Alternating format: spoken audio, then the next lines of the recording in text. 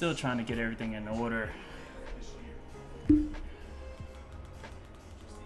Turn down the game in the background. I know that's probably maybe driving some people crazy, but I may need to turn this music down a bit more if it's background. There we go. Alright, so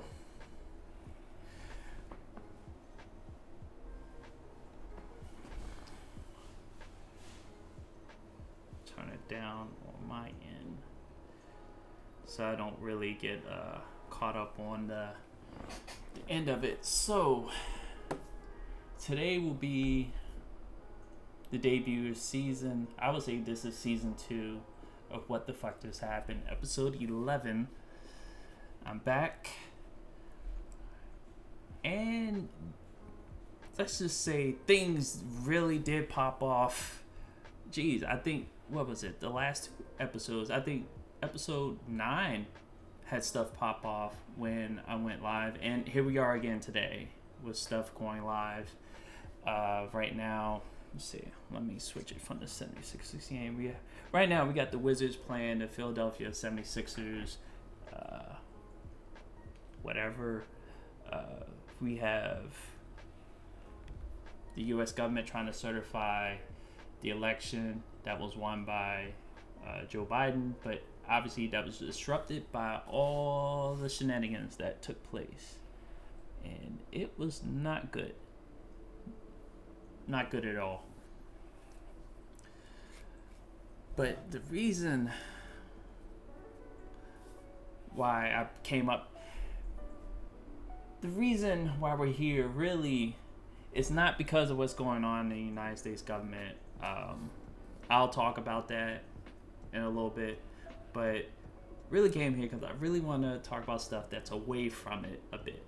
I want to talk about everybody's thoughts on WW84. If you haven't already seen it, there's probably not going to be any there's definitely no spoilers. Well, it could be.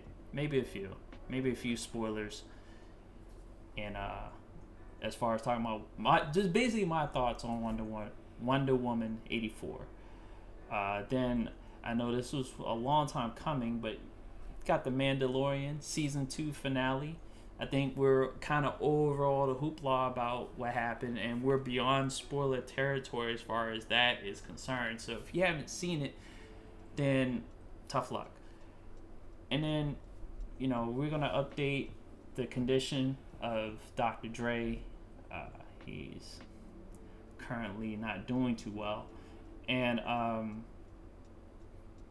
we'll dig a little bit into this Kanye West, Kim Kardashian impending divorce. See, and I'll give you my thoughts on that. So we're just going to get this out the way because I was talking to my boy Bills, and I was undecided whether I wanted to talk about this or not. And he's right. There's either one or two choices. Either you talk about it or you don't. And what have I been doing most of the day?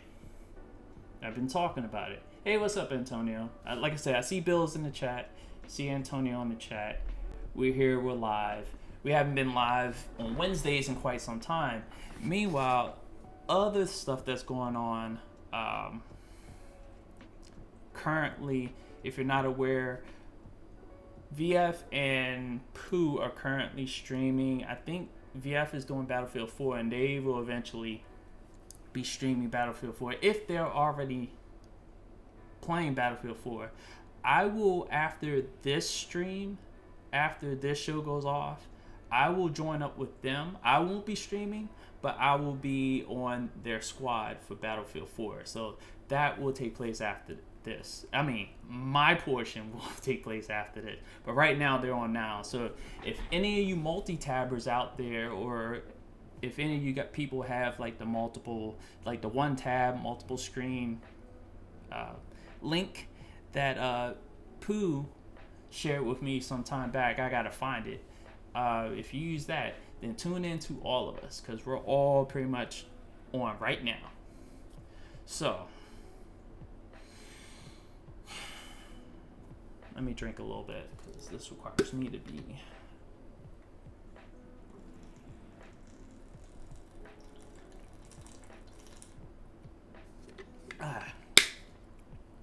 slightly coherent. Oh, by the way, this stream is brought to you by Rogue Energy. That's what I just drank. Definitely snaps you into focus with its clean energy, unlike Monster. And I definitely recommend it. You go to rogueenergy.com, you type in the promo DJ81, you'll get 10% off. Won't regret it, I'm telling you, it's clean. Tastes good too. That was green apple, by the way. Green apple, I like the sour taste of green apple. Like, if you ever had a green apple, those are probably the most sour tasting apples, but they taste so good. I don't normally eat sour things, but green apples are really good. The red apples are sweet, and I think they have a red apple flavor, but who knows? Green apple Ciroc. Yeah, if you want to taste something sour and get faded at the same time, go that route. I'm trying to perk up, not fade out. So, not out at the club or anything. I'm at home chilling, but... Okay, so, what the fuck just happened? Alright. So today was the day that the United States Congress were to spend certifying the election results. Both the House and the Senate were in the middle of going through that. That was what was going on inside the Capitol. Outside the Capitol, you had a rally going on. Not much was really going on. You know, there was a little bit of security there. First and foremost, you do have a right to peacefully protest. That's what's allowed in the Constitution. So the problem wasn't the protest until a certain 45, a certain doofy, punk ass bitch president wanted to get on stage and incite the crowd, basically pouring gasoline on a simmering ember of a flame or fire or whatever it's called. And all hell broke loose. All of a sudden, people got so angry, got so upset after the things he said that they stormed the Capitol. So all this is going on. The police, the protesters, rioters, whatever you want to call them, I think once you get past the peaceful part, once it gets to aggression, they are no longer protesters. Those are rioters, and they went to the point where some of them became thieves. Them thieves. They literally was stealing shit. But they got through 4 layers of Capitol Police security. Some would say they breached the lines. Some say they were allowed in. And I've seen both. I've seen cops. I watched, what was it? I watched one. There was a stream I was watching. There was a reporter on the front lines, literally at one of the barricades. Probably the 4th and final barricade before they got to the steps. And literally, it was a fight between Trump's people and the police. It's ironic that the Trump's people were talking about fuck the police. Oh, fuck the police now. I thought y'all would have backed the blue people. It's funny how when things don't go your way, you turn on people that you used to back. But that's an ongoing theme with this whole Trump administration. But, okay, so they stormed the Capitol. They got through to the steps. They got inside the Capitol. God, it must be nice to be able to storm the Capitol without fear of being shot and possibly killed, which eventually did happen. Unfortunately, there was at this point they became burglars, because once you break into somebody's house, you are now a burglar, and you break into the house of the United States of America, you are now a burglar. So they broke in to the Capitol. They're in there, they're trespassing, they're doing all these things, and unfortunately, one of them gets shot, and she winds up dying. Now, I don't like the fact that anyone got hurt, because there were police officers before we got to this point that got hurt and were literally being stretchered out as I was watching this live. And I feel for all that.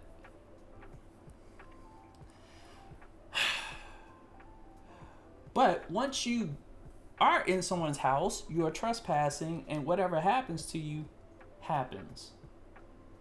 Now, this woman has a family that she leaves behind. I don't know the exact details. I don't know how old she was. She looked pretty young, but when I seen the video, and I'm not sharing that video because it is gruesome. Basically what happened, the Trump people are in this corridor just before the House chamber. There's a door, it's barricaded off. There's a picture of 3 officers on the other side. That's also on Twitter, where you had 3 of them with guns pointed towards the opening, the broken window portion of the chamber door. They're pointing at it. Obviously, from the angle that they're sitting at, they can't really see outside. They kind of can see arms, they kind of can see movement, stuff like that. So the video, from the videographer's view, you see people gathered, they're kind of close, bunched up. You see somebody kind of like move through, and the camera kind of gets blocked a little bit, and then you hear this boom sound, and all of a sudden you see somebody catch the woman as she falls to the ground. Well, she is gently laid to the ground because she's basically she got shot. I don't know who the people on the other side, the officers that were on the other side of that door, I don't know who they were shooting at, but it didn't look like she was the intended target. And unfortunately, she was shot center mass. And as a result of her injuries, and I kind of knew she was done for when I saw the result, she died of her injuries. I feel bad that she died, but it shouldn't have been in that Capitol. That's pretty much the gist of that part. But as we speak right now, just to fast forward things, because there was a curfew put in by Mayor Bowser for 6 p.m. And yeah, they are, as of right now, 8:13 p.m. Eastern Standard Time, they are back on the floor, and they are back to certifying, debating, and whatever these election results. When everything broke out, they were in the middle of debating Nevada. No, was it Arizona? No, it was Arizona, because they're going in alphabetical order. So they're debate in the Senate. They're debating the results to Arizona. Okay. And Mayor Bowser, just one last thing, Mayor Bowser put in a 6 p.m. curfew, which I'd never seen any group of people peacefully herded through one place or out of an area more than I've seen cattle herded. It just seemed like nobody was harmed. They were peacefully, like they were given space and stuff like that. But I remember last summer, just this past summer, that wasn't the case. And we can talk about that. I know there's only 2 people here. It's myself. Well, 3. Myself, Bills, and Antonio here. So it'll probably be us 2 talking about this. And let's see, what time is it? It's 8:14. So let's talk about the obvious. Let's talk about the elephant in the room. The reason why they got that far is because race played a huge factor. It was more than likely, it was the number one factor of how protesters were able to storm the Capitol virtually unharmed, minus the woman who died, and that was accidental. That wasn't like intentional like it was for us. This has happened on a couple of occasions where a state capitol was stormed and breached without incident, and the people who did it were Trump people, and in most cases, white people. Those people, excuse me, in the state capitol from another state, I don't know, I forgot which state it was, they were armed. And then, okay, let's go back. Let me see. Let's go back around that same time, maybe a little bit forward. There was a kidnapping plot for maybe, I think, what was it, Minnesota's governor? And that kind of fell through the cracks. Perpetrated by the same type of people that stormed the Capitol this evening. They were white. They were, far right militia group. Far right, not necessarily Trump supporting, but far right nonetheless. And they pretty much got slapped on the wrist. You never really heard about the penalties they received. There was video of them planning to set this up, how they were gonna do it. They were gonna kidnap this woman at her vacation home, and they were setting up like they were going to have a shootout with the cops if this happened. So they knew what they were doing. So the funny thing about the coverage from CNN, and I laugh at CNN now all the time. I used to take them seriously. I really don't take them seriously anymore. The coverage from CNN, oh, this is unprecedented. This has never happened in whatever. We didn't expect that this, something like that. No, cut it. Just cut it. Just cut it. It's we knew this was going to happen, and you guys have covered it to where it has happened to only, like, the way it gets dealt with. There are two different versions here. There's and I'm not even going to go into the type of the parties and whatnot that how it's handled. Like, if it's white people, then it gets handled one way. If it's black people or any person of color, it gets handled totally different. Because last summer, the way a peaceful protest was handled was that it was tear gas, right away, aggression, right away, clear protesters out of the area. Trump even ordered protesters cleared so he can to clear out, and they were cleared out during a speech he was making, so he can do a photo op at a church that he really didn't go to. And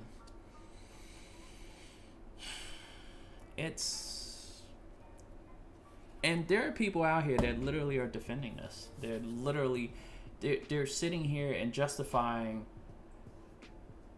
why in most cases this is okay to and also there are people that are trying to equate this and try to say, well, rioting on both sides is not okay. No, we can't deal with stuff with wide generalizations, because this is not equal. What happened last summer, you had spare rioters and anarchists that invaded those peaceful protests. This time, no, this is something completely different, because the people that perpetrated the shit that happened earlier this evening were the aggressors. They were the anarchists and whatnot that were planning to do this for quite some time. They remember, they came up to DC. I feel like I'm ranting. They came up to DC a few weeks ago and was tearing shit up. And we was wondering, why is anybody doing anything? Well, gee, they were the right skin tone. That's why, they were able to, like, tear down signs, and they were able to, like, they took the Black Lives Matter thing, sign, and they were able to rip it up and stomp on it, piss on it, do whatever. What was it? I remember I'm sorry if I sound like I'm jumping around, but that is the way my mind works. Stuff pops up, and it goes with what I'm saying, but it's like I'm jumping from here to there. So if you're able to follow me, I appreciate it. Because also in that live stream, talking about being privileged to do things, and it's kind of ironic that those same people that would get mad when they would see somebody wanting to burn the American flag, drag the flag across the ground, and so on and so what. Okay, how about this? Because this this definitely has irony written all over it. Those same people that would complain about that, if one of us wanted to do something like that, they were dragging the Blue Lives Matter flag, the blue and white stripe with the white stars on it. They were dragging that across the ground. They were stepping on it. They were spitting on it, not pissing on it. Well, the others were spitting on that too. Nobody pissed on anything. And even one person was very vocal about possibly burning the flag. So, and I want to stay on this Blue Lives Matter, or this, defend the blue, not defund the blue, but, defend the blue, back the blue. That was part of the Trump people. Trump has openly backed law enforcement. He literally caused a lot of pain for law enforcement today. He's been doing this for quite some time. He's your friend in public, but he stabs you in the back. But okay, but back on this back to blue thing. I have not spoken to this one person in maybe a few days or whatnot. We kind of like spoke, and that spiraled down into a debate, but it was like a civil debate. But I have a friend on my Facebook friends list, and he's a police officer. He's also a Trump supporter. I wonder how he feels right about now. Trump supporters going after police officers, calling them pigs, calling them traitors. I wonder how he feels about that, because amongst that crowd were probably police officers. I kid you not. This is okay. And when I say this because there's a history behind being able to have a career perpetrating patriotism while subverting it at the same time. The KKK. People in hood, the white hoods, those people, they were lawyers, judges, doctors, bakers, teachers, stuff like that. At the same time, they're trying to hang all of us. But because we didn't see who they were protected by their white hood, they got away with it. Discouraging people from vote, killing us, trying to intimidate us, and stuff like that. So, within that crowd, no doubt, there were people that served in the military. It's easy to spot. There are a lot of people in that crowd that served in the military, and me as a veteran, it kills me, because it's one of those things where at one point you swore to protect the Constitution of the United States, but yet right now you're part of the reason you're backing a man, a deranged freak, doofy. You're backing a man over the Constitution of the United States. And I thought the party that you were a part of was supposed to be, like the Conservative Party, is supposed to be for the Constitution. Don't create anything new. Stick with what the Constitution says. That's what actually Pence said. Shoot, McConnell made sense about the Constitution. Pence made sense about the Constitution. Look, it's okay to have disagreements. Okay, it's okay to protest if you don't think something's right. That's all fine. And we can talk about rioting not being a solution, but our country literally was birthed from a riot, from a peaceful protest that turned violent. That's not justifying what's going on. I'm just saying that you know, can't really condemn rioting too much. But those riots didn't come from, weren't, see, there's specifics to this. You can't generalize a situation like this. You can't, how would I say? You can't look at this and compare it to others and say they're the same. There's no comparison. A current sitting president with 2 weeks left in office basically committed sedition, which is treason, which, if it was one of us, according to the old rules, if we were in the military and we committed something like that, we'd be sentenced to death by firing squad. His punishment is that he gets his Twitter account locked for 12 hours. Whoop de fucking do that you can get your Twitter. That's all that happens to him. That all that looks like it will happen to him is that his Twitter account gets locked up. We are so light as far as the consequences are concerned. It is utter ridiculous as to how this is falling out. Now, like I said, race was the number one factor. I kind of look at this as an overall failure of government.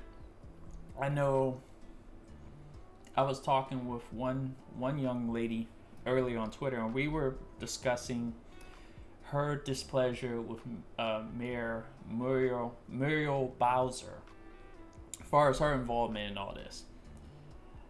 And I'm under the impression, the way she was speaking, the way she was directing her displeasure with Mayor Bowser, was that I don't think she understood how little power Bowser has. She couldn't do a lot of these things that, as I was trying to explain to her, she can't do a lot of things that you would expect her to do. You arrest somebody preemptively because they're wearing a bulletproof vest. Can't really do that.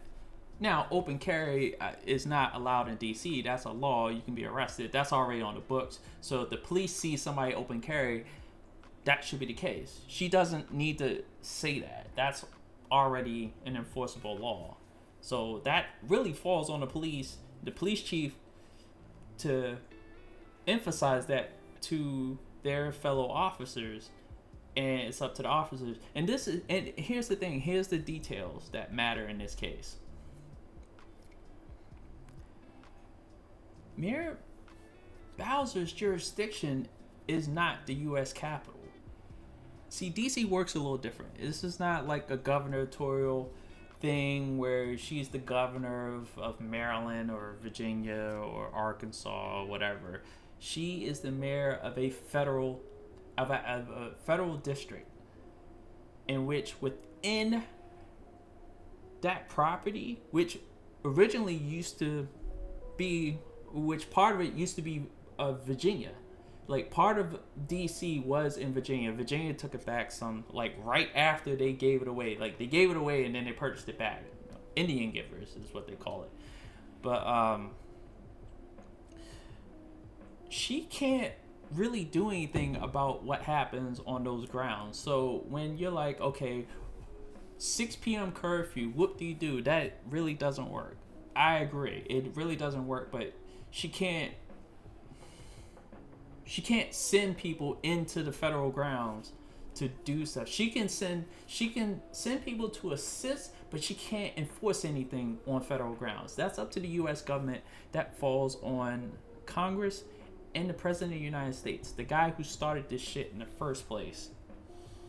So you really think he was in a hurry to say, hey, let's get the National Guard down here and take care of this shit?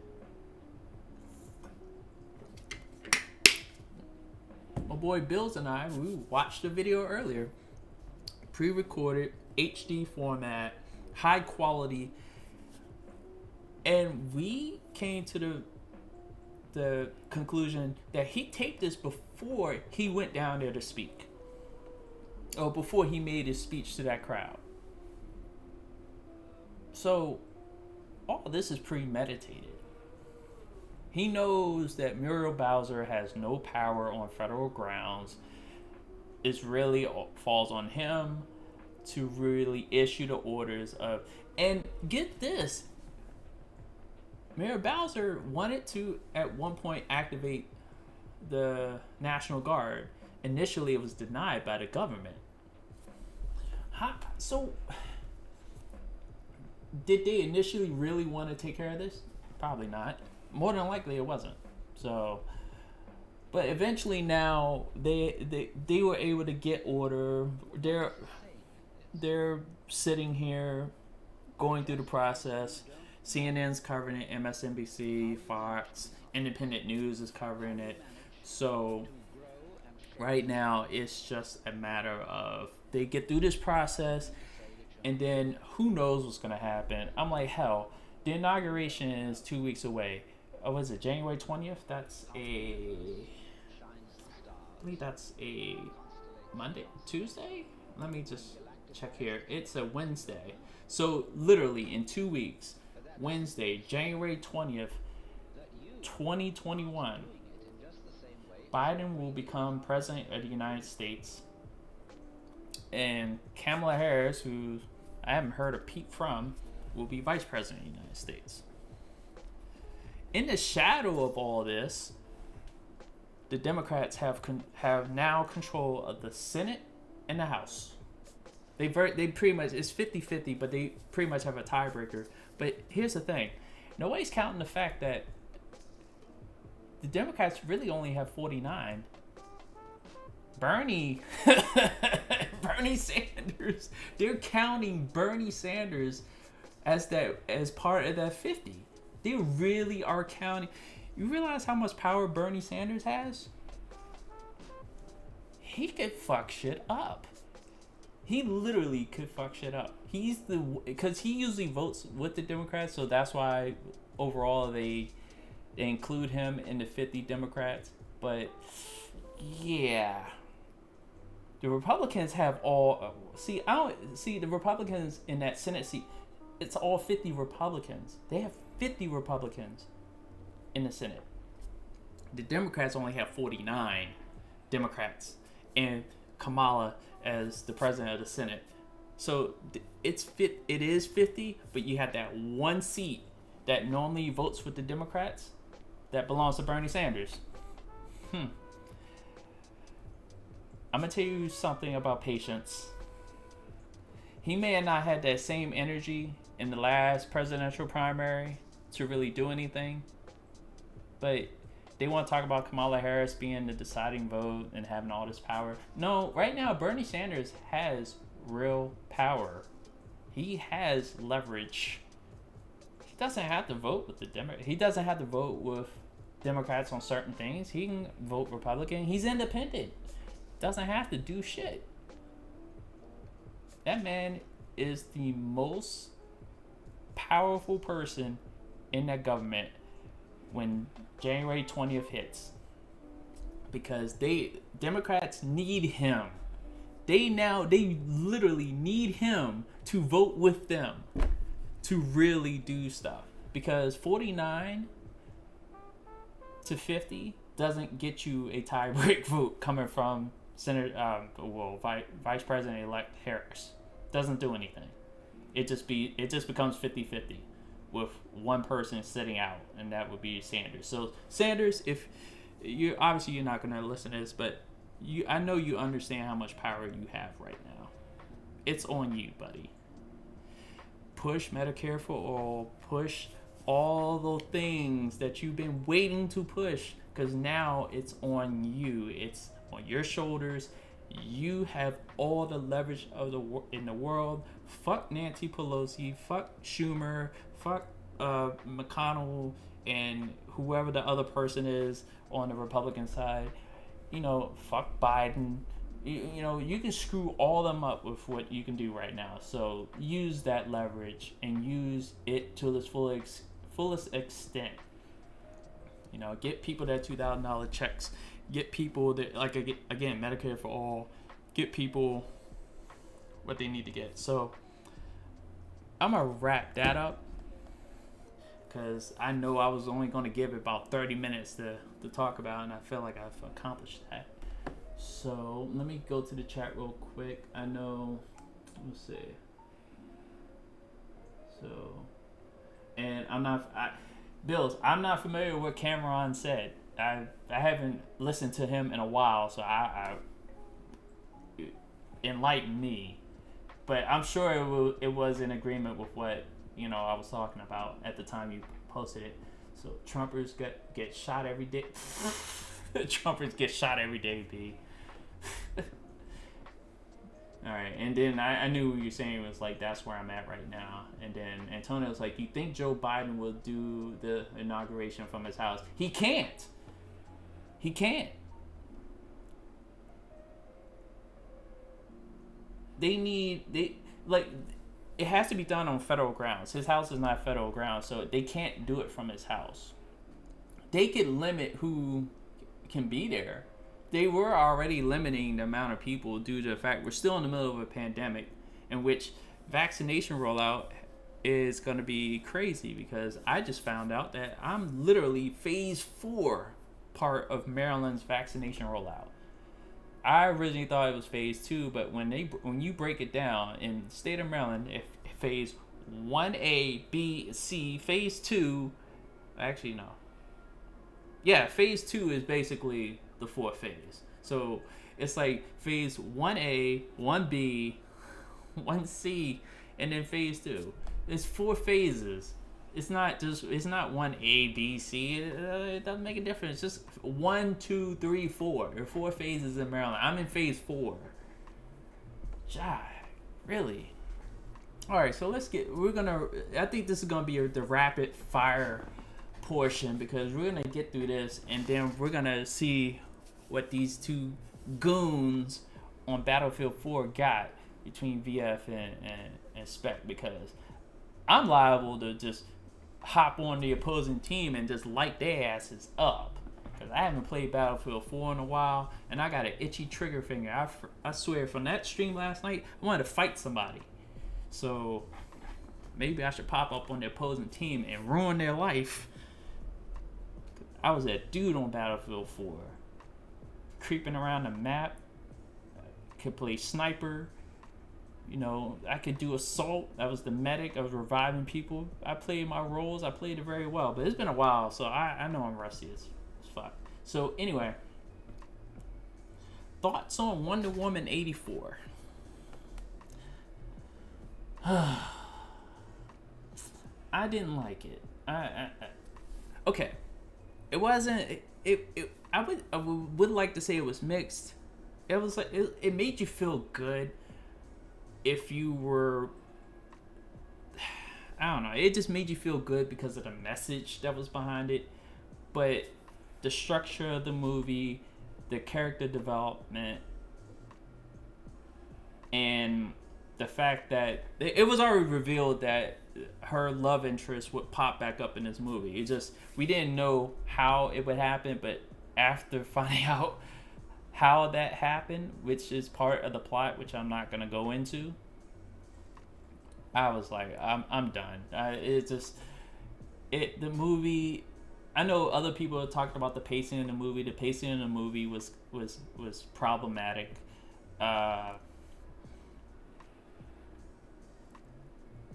This is one issue that really was not an issue when it came to the video game of Watch Dogs Legion, because Watch Dogs Legion operates on the fact that there is no main character, there's no main protagonist. Wonder Woman 84 operates on the premise that there's no protagonist, and that everybody is an antagonist in some form or fashion. Not what you want to do for a movie, especially Wonder Woman. I saw that was a problem for that movie. There wasn't really no one. There was, and it just felt like there was no threat to Diana, who's Wonder Woman. There's no real threat in this movie to her. The first one was way better because I felt like that was a absolute threat to her life. And the cast of characters, the chemistry was real good. Don't get me wrong, her chemistry with Chris Pine, Gal Gadot, Chris Pine, that chemistry is golden. I like that. I like that chemistry between them two. The first movie was good. Second one was this one, 84. It was good, but he really had no place in this movie. They should have just left him in the first one. Look, he died. He's gone. She's mourning. She's been mourning for what 70-something years.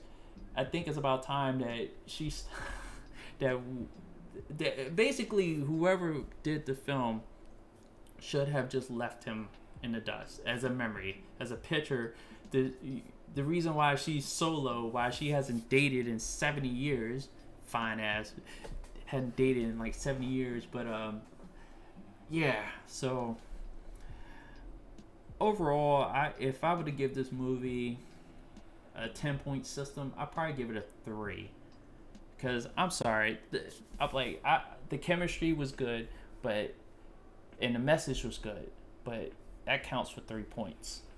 The rest of it, they could redo. They can get rid of it, as far as I'm concerned. Some people say this was not as bad as Aquaman. I haven't seen Aquaman, so I can't really make that comparison. But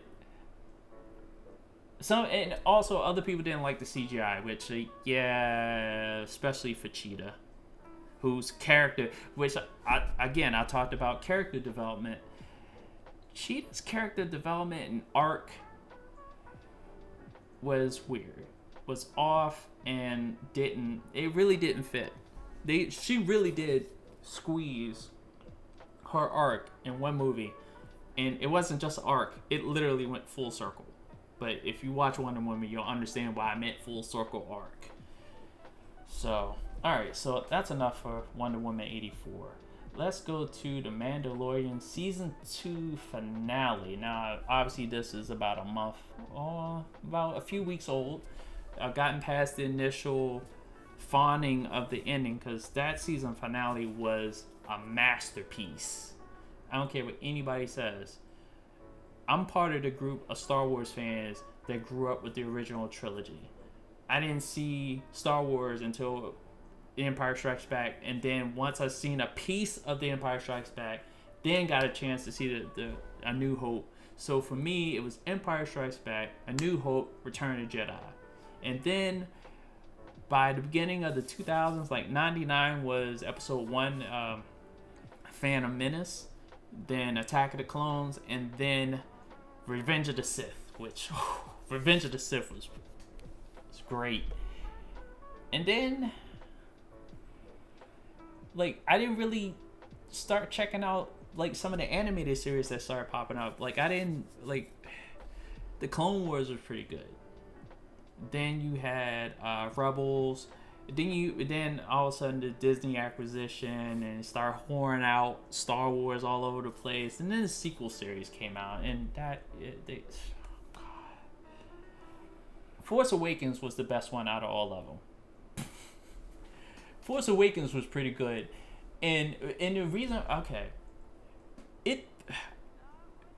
when you get to a point in a certain movie, one of your favorite characters, there's a threat to one of your favorite characters, and it comes to fruition. I like stuff like that in a movie. The uncertainty that will this character make it. I actually thought Chewie was gonna die in Force Awakens because in the novels he actually dies in a planetary explosion. Like he sacrifices himself for Han Solo, because Han Solo in the expanded universe that's now not canon actually lives longer than Chewbacca, because Chewbacca sacrifices himself, and it was very traumatic when I was like reading it, and yeah, Chewbacca died in the non-canon expanded universe. But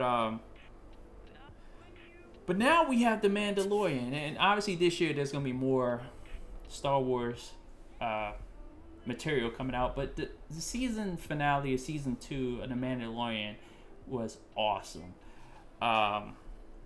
Obviously, everyone knows who showed up at the end. The lead up was like the cliffhanger that we're all left on now is there are actually two cliffhangers. What happens to Grogu, who's the little green baby Yoda character, and what now between Bo-Katan and Din Djarin? Like, what's gonna happen? Because at this point, Din Djarin has something that Bo-Katan was trying to possess, and she doesn't possess it because, yeah. And you know, myself and Obi-Wan Watson, we literally discussed one part of the final scene, which the final 20, I think it's the final 25, final 30 minutes of the episode. We actually broke down this one part where it looks like Bo-Katan wants to shoot Din in the back, because the way she was holding the weapon, when they showed the shots, she puts on her helmet, pulls out her guns, and she literally goes like this. Like, she's pointing a gun, and one of it's like aimed away, downward. The other one's pointed up. And Sasha Banks, she did a good job. Sasha Banks is a wrestler name. I can't remember her actual real name, but she plays another Mandalorian character. She knows how to point a gun. Apparently, she had her head down and was pointing like this. I was like, yeah, she knows how to handle a gun. The other woman that played Bo-Katan, she looked like she wanted to shoot Din in the back because she was still conflicted of, I need to get, it's like, I need to get what he possesses, but there's this imminent threat of robots about to break down the door. And then all of a sudden we get the music, we get the silence, we get the alarm, we get the music, the faint hint of the music, which the music, when you have epic conclusions like what happened, the music sticks to you. And there's 2 tracks that come to mind. It's a track called Troopers, and then A Friend are the 2 tracks, because they fall back to back. The Troopers is more like a dubstep rendition of an Imperial Threat or whatever. Not the Imperial March, but it's like those dark, what call them, Dark Troopers, or the dubstep Dark Troopers were really, it was really cool scene with that. And then all of a sudden, and I'm gonna just describe the scene because we're beyond spoiler. If you haven't seen it by now, tough. But they're lining up to defend the room that they're trapped in while these robots are pounding on the door and they're trying to get in. All of a sudden, the alarm goes off. A lone X-Wing flying in. Now, that probably, for me, set it off to where, okay, could that be? Or is that maybe Ahsoka coming in at the last moment, changing her mind, wanting to teach baby Grogu and have at it? So Bo-Katan goes to the display and she's like, "Ship, identify yourself." No response. So they're like wondering like what the hell happened. And what's her name has this cool line, Gina Serrano. Her character has this cool line like, "Oh wow, one X-Wing, we're saved." It's pointing a gun. And she did a good job of her character too. What was it? So fast forward to what happens. So now you see on the screen this hooded figure walking down the corridor, and then it cuts away to Bo-Katan's masked face. And then the next scene, you see this lightsaber duel happening. It's not even a lightsaber duel. He's cutting down the robots that are stationed to take out whoever's coming or whatever. And she blurts out, "Jedi?" And then he's like off in the background. He looks. You can tell that he's like, "What?" Like he's got his helmet on, but you can tell what gesture looks like when it's just like. So, and this Jedi proceeds to cut down every single bot that shows up using the force push, force pull, at the end using a force grip. But there were reveals that let you know who this Jedi was. And when we got, let's see, the first reveal was the green lightsaber. I actually knew at that point it was Luke. And I just said it right there. It was Luke Skywalker. I knew it was Luke when I seen that green lightsaber. I was like, there's nobody else that carries that color lightsaber. And then the second reveal was when they showed him in a cargo area with the lightsaber down to his side, showing the black glove, which is the glove that Luke wears, because he already had that hand amputated because his father cut it off in Empire Strikes Back, and it was damaged heavily in, what was it? It was damaged heavily after the first part of Return of the Jedi, because he actually gets shot in that hand.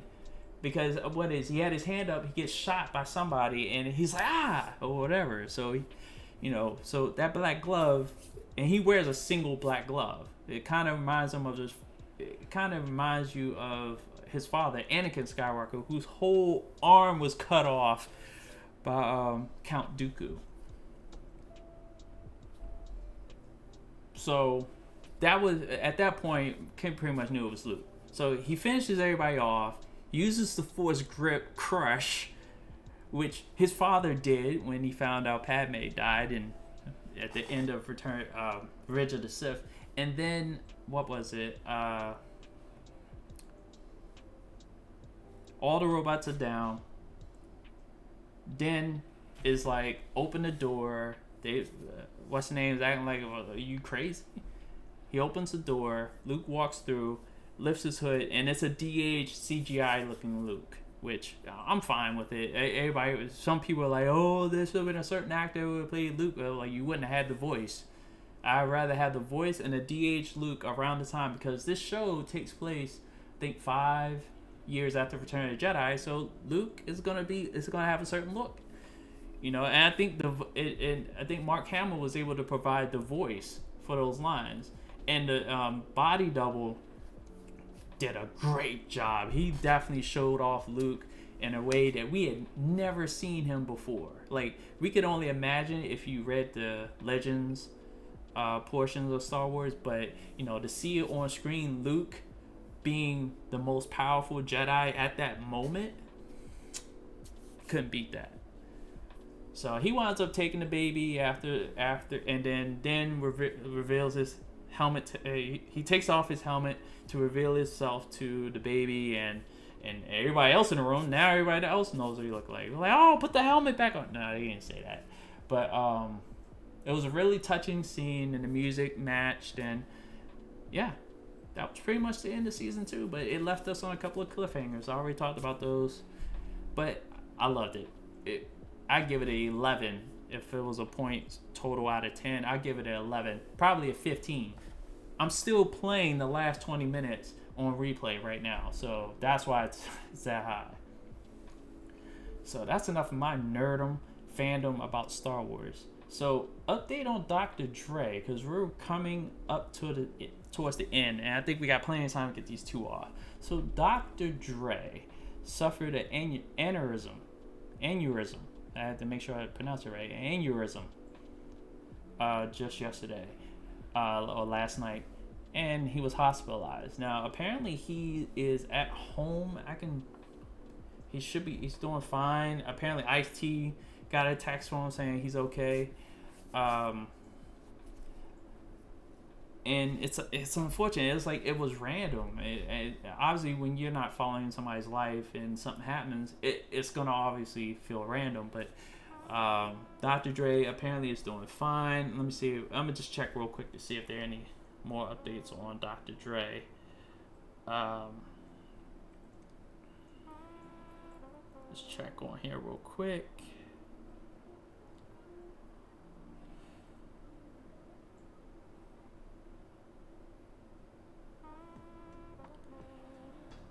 So as as of right now, he's doing okay. So basically, definitely hang in there. Responsible for a lot of artists that came out that he had under him around like the mid 2000s and a little bit thereafter. Obviously, Eminem being the biggest one. And it's kind of sad because at the moment Eminem and Snoop are feuding, and Dre and Snoop were the combo. I remember when Dre introduced Snoop. I forgot what it was. Deep Cover was the track, I believe. So 187 on the undercover cop, yeah, and that bit. That was the first time I heard Snoop, and he was being introduced by Dre at that point. And then there was Ain't Nothing But G Thing that still rocks to this day. But so Dre is okay. He's not out the woods. So I wish him well. I wish him a speedy recovery, and I wish M and Snoop would just get over this beef. So I don't care who's wrong. They just need to squash it in the name of Dre. So, all right. So this last bit, I'm gonna take a lighthearted approach because this shit needed to happen some time ago. So Kanye West and Kim Kardashian. I'm not even gonna say Kim Kardashian West, whatever. They're supposedly about to get a divorce. I know you're gonna owe her a lot of money. You're gonna be paying her child support, alimony, and all the other stuff. Physically, get the fuck away from her. Heal, brother. Heal. Get back to your former self. And get back into making music. Because all this other shit you've been doing, cooning for Trump, and you kind of came to your senses on Trump, but you still coon for Trump.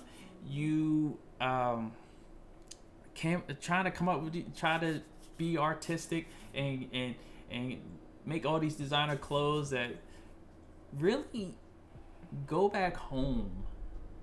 Make your music. I think a lot of us could truly say we miss Kanye West, the musician. We want the musician back. This clothing mogul, you can continue to do stuff like that, but we need some Kanye West music. But he needs to get away from the Kardashian camp, because it seems like every dude that's with a Kardashian goes nuts, goes crazy, does something stupid. What's his name? Chris Humphries. I'm glad he's the only one that literally, the moment shit started happening, he was like, nah, we're getting an annulment. This shit never happened. They literally embarrassed this man on national TV. Kim's gonna hire a naked yoga instructor in his house. He wasn't okay with that shit. So hopefully Kanye gets the help that he needs. Hope he recovers. The Kardashians are gonna be just fine because they all of them, including the widow, are living off of the elder Kardashian.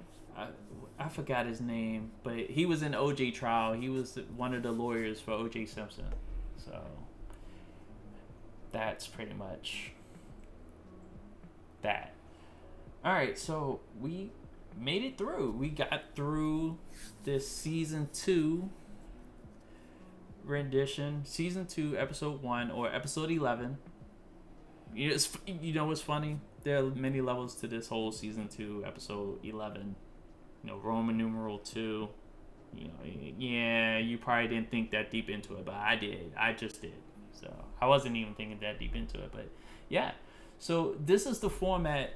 I'm gonna go back to the slides. This episode, I just wanted to get away from the slides and just have, a conversation. So I know I'm gonna get on this Battlefield 4 and ruin some people's day, and if you guys don't have anything else for me, I'm about to dip. So hopefully they get this shit straight in Congress. Hopefully some people fall back that were going to object because they basically got a woman killed. Trump got a woman killed today. Those people, because they wanted to follow through, they're complicit. All of them should be expelled. Trump should be disqualified for running in 2024 because he has 4 years eligibility to run to serve as president of the United States. He needs to be disqualified from that. Are you still looking for a PS5? Kind of not passively, but I'm like, for me at this point, I think good news on that front is the fact that they're going to start slowing down production of the PS4 because, and not like they couldn't do this beforehand, because the whole point of next gen is to get away from last gen. So that means you ramp up production on next gen consoles and you reduce production on the current gen. But you know, we're acting like fools. But I'm gonna get up on out of here. I thank you, Antonio and Bills, for stopping by. Anybody else that stopped by, thank you as well. Just had Sweet Jones 16 and WRB Designs, which is Subliminary Sports. They just followed the channel. Those two within the last 24 hours have followed the channel, so I appreciate the follows from them too. Hopefully, and also, if you can hit me up on Twitter, DJ81, and see if we can suggest some different, maybe a different time, because it seemed like 8 is hit or miss from what I'm seeing from the first season. And I want to see if either a later time, like 9 instead of 8, 9 or 10. I still want to do it on Wednesdays because I want to keep that streak of doing first and frame rates on Tuesdays and Thursdays, and then stream on my own on Wednesdays, just to keep a consistent flow going. So please let me know. You can send me a tweet on Twitter. 10 could be a good time. I've tried that a couple times. I think if I'm going to start at 10, I'm going to just keep going at 10 just to see. 10 may be a better time. So we'll see. But it'll still be on Wednesday. Because also at the same time, you got AEW, and I know people watch AEW. NBA is on, and Wednesday, typically, there are games that are going to be on TV. So I'll deal with that when that happens. But again, Antonio, thank you for stopping by. Bills, thank you for stopping by. Subliminary Sports and Sweet Jones, thank you for the follows. And I am out. You guys be safe. Avoid the DC area. If you're near DC area, just stay in your homes. Load up if you have to, because them nuts will find a way to get into trouble elsewhere. So again, be safe. It's a New Year's 2021, and I'm out. Peace.